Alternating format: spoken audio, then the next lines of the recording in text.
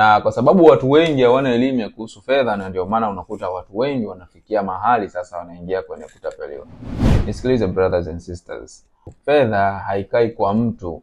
Kumpa mtu fedha kunakupa nafasi kubwa ya wewe kuweza kupoteza fedha yako. Na ndio maana utakuta watu wengi sana mtaani wanadhulumiwa fedha kwa sababu wanaiweka fedha kwa mtu.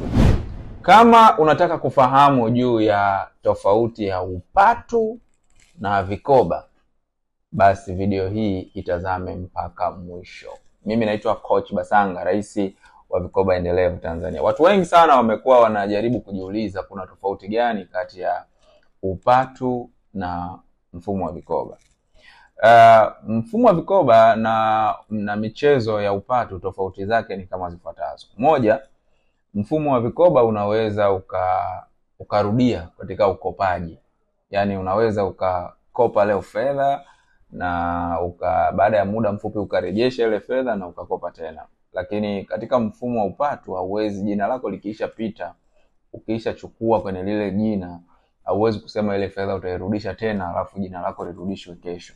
Hiyo ni tofauti ya kwanza ya vikoba na upatu. Lakini tofauti ya pili kati ya vikoba na upatu ni kwamba upatu ni haramu na vikoba ni halali.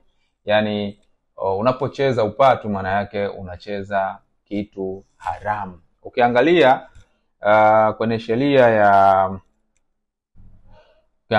sheria za fedha,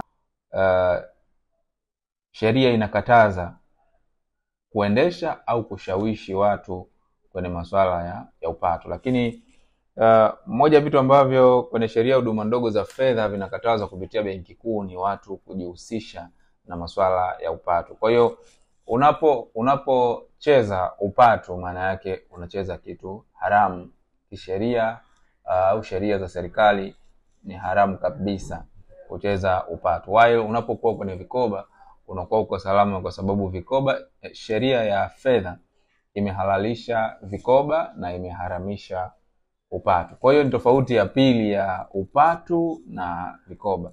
Lakini tofauti ya tatu ya vikoba na upatu ni kwamba vikoba inakupa access kubwa ya kuweza kutimiza malengo yako makubwa, halafu